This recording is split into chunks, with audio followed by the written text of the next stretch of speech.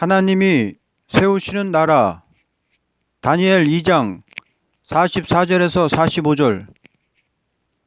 오늘 본문에 느부갓네살이 꿈에서 본 그 무상은 인생의 역사를 통하여 내려온 것은 한 우상적인데 불과하다는 것을 가르치는 동시에 우상적인 정치는 심판으로서 끝을 맺고 남은 성도들이 다스리는 나라가 온다는 것이 인류 난제 해결이라는 것입니다.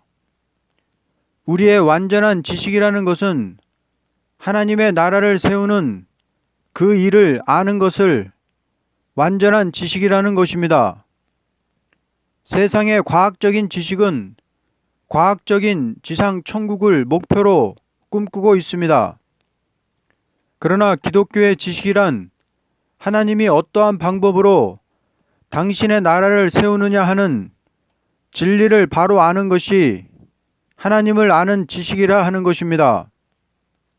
만일 어떤 종이 하나님이 있다는 것을 알아도 하나님이 어떻게 해서 당신의 나라를 세운다는 것을 모른다면 이 사람은 얼마든지 이단설을 퍼뜨리며 미로에서 헤매게 될 것입니다.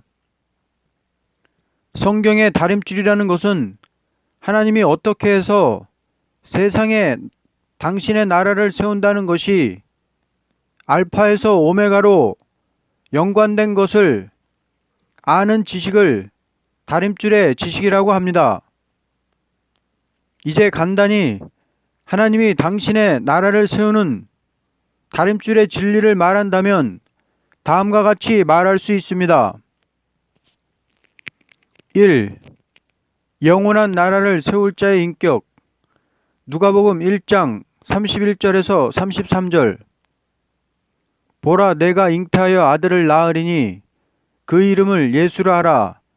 그가 큰 자가 되고 지극히 높으신 이의 아들이라 일컬어질 것이요, 주 하나님께서 그 조상 다윗의 왕위를 그에게 주시리니 영원히 야곱의 집을 왕으로 다스리실 것이며 그 나라가 무궁하리라. 하나님께서 세우는 나라의 왕될 인격은 성령으로서 잉태된 인격이 아니고는 절대 안 된다는 것입니다.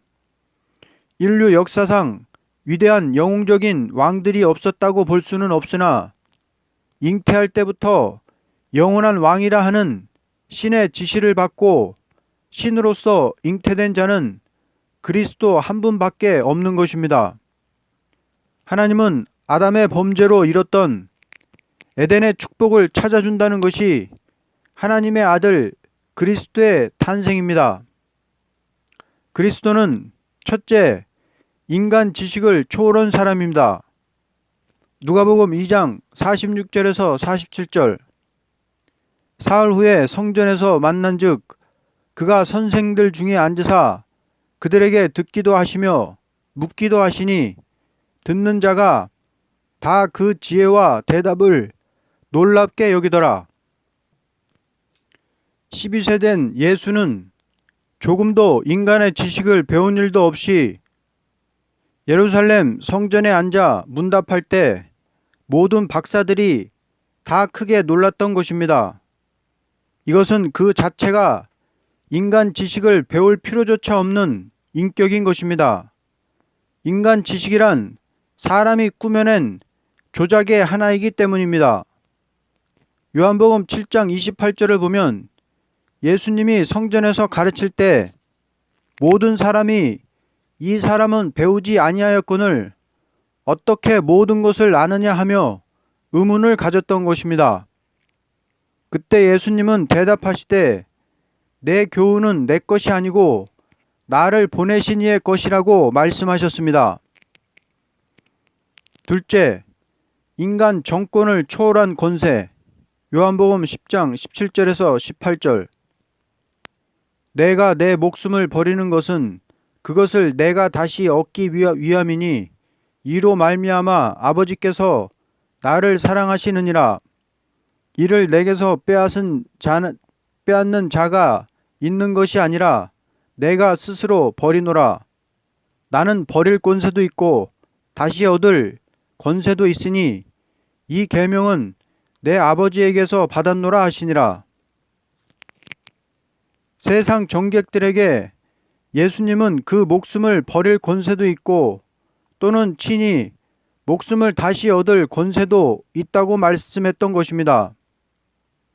이것이 없이 그리스도께서 세상 정객들에게 죽임을 당했다면 세상 정권을 지배할 왕이 될 수 없다는 것입니다. 그러므로 하나님의 나라는 세상 정권에 속한 나라가 아니라고 요한복음 18장 36절에 담대히 말씀하신 것입니다. 만일 예수님이 세상 나라에 속한 왕이었다면 영원한 나라의 왕이 될 수 없는 것입니다. 셋째, 시간과 공간의 제한을 받지 않는 몸이다. 요한복음 20장 17절. 예수께서 이르시되 나를 붙들지 말라. 내가 아직 아버지께로 올라가지 아니하였노라. 너는 형제들에게 가서 이르되 내가 내 아버지 곧 너희 아버지 내 하나님 곧 너희 하나님께로 올라간다 하라. 만일 그리스도께서 인간의 어떤 비행기나 혹은 무엇을 이용하여 왕래할 인격이라면 심판할 왕이 될 수 없습니다. 그는 천계를 왕래하는 것을 문제시하지 않는 물체의 지배를 받지 않는 몸입니다. 그리스도께서 물체의 지배를 받는 인격이라면 물체 안에 있는 자가 영원한 왕이 될 수 없고 물체를 초월한 영체를 가진 신이시므로 구름을 타고 다시 올 자격이 있는 것입니다. 2. 나라를 세우는 방법. 첫째, 회개의 방법. 마태복음 4장 17절. 이때부터 예수께서 비로소 전파하여 이르시되 회개하라 천국이 가까이 왔느니라 하시더라. 인간의 모든 종교는 혹은 도통이나 숭배나 수양이나 도덕 이러한 것을 중심으로 하였으나 하나님의 방법은 회개하면 천국으로 간다는 것이 방법입니다. 이것은 사람이 사람에게 대하여 말할 권리가 없는 것입니다. 즉, 죄를 사해줄 권리가 있는 사람이 아니고는 회개하라는 말을 할 수 없는 것입니다. 누구든지 회개한다면 하늘나라에 간다는 것이 그리스도의 십자가의 도라는 것입니다. 둘째, 보상의 방법. 계시록 22장 12절. 보라, 내가 속히 오리니 내가 줄 상이 있어 내가 줄 상이 내게 있어 각 사람에게 그가 행한 대로 갚아주리라. 나라를 세우는데도 그 나라 국민의 자격을 만드는 방법은 회개와 중생이라면 왕국의 치리권을 맡기는 방법은 보상의 방법입니다. 하나님의 보상이란 일한 데 따라서 주는 보상이니 천국의 시민권을 가진 자로서 남을 살리기 위하여 목숨을 내놓고 일한 보상은 왕권을 주되 그리스도와 같이 세세의 왕이 되는 것입니다. 셋째, 보수의 방법. 다니엘 2장 43절에서 45절. 왕께서 쇠와 진흙이 섞인 것을 보셨은즉 그들이 다른 민족과 서로 섞일 것이나 그들이 피차에 합하지 아니함이 쇠와 진흙이 합하지 않음과 같으리니이다.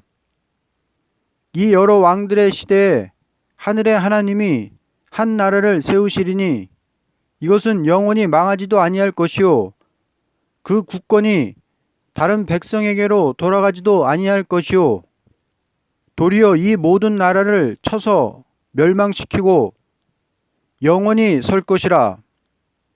손대지 아니한 돌이 산에서 나와서 쇠와 녹과 진흙과 은과 금을 부서뜨린 것을 왕께서 보신 것은 크신 하나님이 장래일을 왕께 알게 하신 것이라. 43절에 그들이 다른 민족과 서로 섞인다는 것은 혼혈을 두고 말한 것입니다. 이것은 극도로 부패한 사회를 말한 것입니다. 금신상의 머리 시대부터 이제 종말에 발가락까지 왔습니다. 발가락이 얼마는 쇠요, 얼마는 진흙인 것은 금일에 양대 진영이 큰 세력을 잡고 있는 연방국과 합중국일 것입니다. 극도로 혼혈, 음란, 방탕된 것이 양대국입니다. 그러면 세계를 지배하는 미러 양국은 극도로 인종, 혼혈, 방탕, 사치 이것으로서 불타 망할 것은 사실입니다. 그러나 이것이 결국은 어떻게 될 것이냐 하는 것은 난제가 아닐 수 없습니다. 만일 인종이 이대로 나간다면 금수에 지나지 않은 사회가 될 것입니다. 그들이 피차에 합하지 아니함이 쇠와 진흙이 합하지 않음과 같다는 것은 합할 수 없는 정치 사상 문제입니다. 미러는 과거 냉전 시대부터 정치적으로 사상적으로 극도로 대립해 왔습니다. 이것은 인력으로서 해결할 수 없는 난제일 것입니다. 만일 공산주의가 세계를 통일한다고 하는 것도 성서적이 아니고 자본주의가 세계를 통일하는 것도 성서적이 아닙니다. 이것은 종국을 고하는 시대라는 것밖에는 말할 수가 없는 문제가 됩니다. 그러므로 이것을 큰 우상으로 보여준 것은 생명이 없는 활동에 불과하기 때문입니다. 44절에 이 여러 왕들의 시대에 하늘의 하나님이 한 나라를 세운다는 것은 인간의 힘으로 해결할 수 없는 난제를 하나님께서 해결해 준다는 것입니다.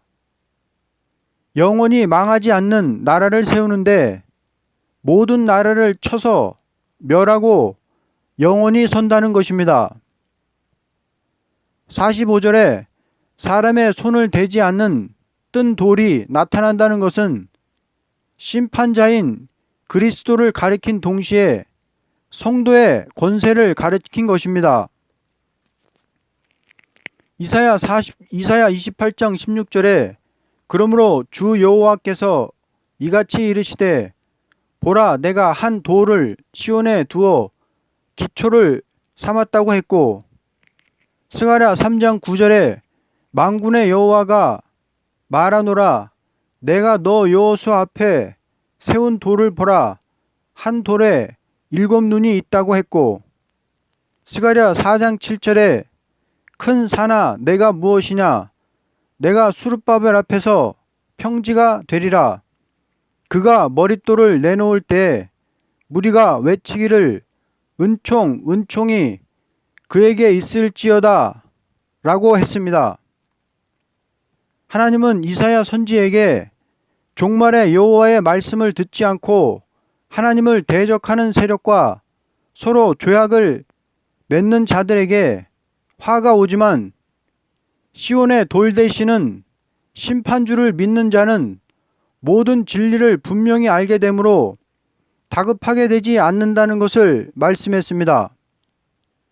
또한 하나님은 스가랴 선지에게 종말의 수룹바벨의 역사에는 돌이 따른다는 것을 말씀했습니다. 이것은 종말의 다림줄을 쥔 성도의 권세 역사를 말한 것입니다. 세밀히 말하자면 버림돌 대신 예수님은 십자가에서 버림을 당했고 머릿돌 대신 예수님은 심판권을 받고 다시 오시는 것입니다. 그러므로 이 심판의 돌은 인간의 정권을 초월한 신정적인 권세 역사를 돌이라고 말한 것입니다. 다시 말하면 인간의 힘으로 능으로도 안 되고 여호와의 신으로 되는 최종적인 역사를 말한 것이니 인간의 과학 문명이 난제를 해결할 수 없고 과학을 초월한 신의 역사로서 이루어지는 성도의 나라가 인류 난제를 해결하는 끝이 될 것을 말씀한 것입니다.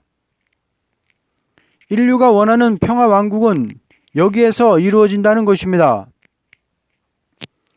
이 머릿돌 되시는 심판주께서 우상을 때려 부수는 것은 다니엘 선지에게 심판의 묵시로 보여준 것입니다.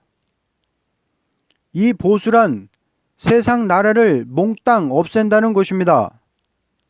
세상 강대국을 우상이라고 보여진 것은 영구한 정권이 아니고 생명이 없는 우상에 불과한 정권이 인류 강대국의 역사라는 것입니다.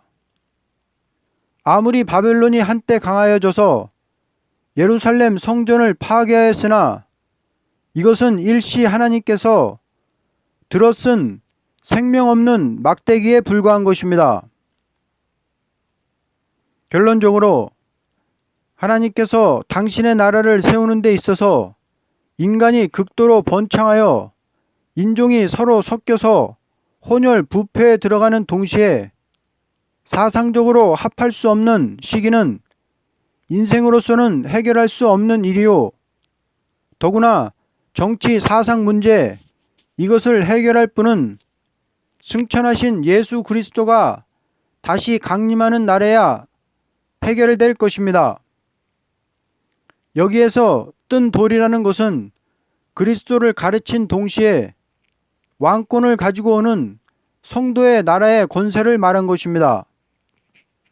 그러면 주님이 공중 재림하실 때 사명을 맡은 자로서 충성을 다하다가 순교한 종들은 부활할 것이요, 살아남아서 끝까지 역사하던 종들은 들림을 받고, 들림받는 종들이 역사할 때 회개하고 따라오던 무리는 그 나라의 국민된 자격으로 왕국에 들어가게 됩니다. 다시 말하자면 하나님이 이 땅에 세우는 지상 왕국은 영원히 가는 천국을 가는 것이 아니고 완전한 나라인 유형적인 사람으로서 누리는 왕국을 말한 것입니다. 이 왕국에 들어갈 자는 종족은 생명책에 기록된 자요, 왕권의 변화 성도는 별과 같이 많은 사람들을 옳은 대로 인도한 자라는 것을 다니엘 12장 1절에서 3절에 말씀했습니다.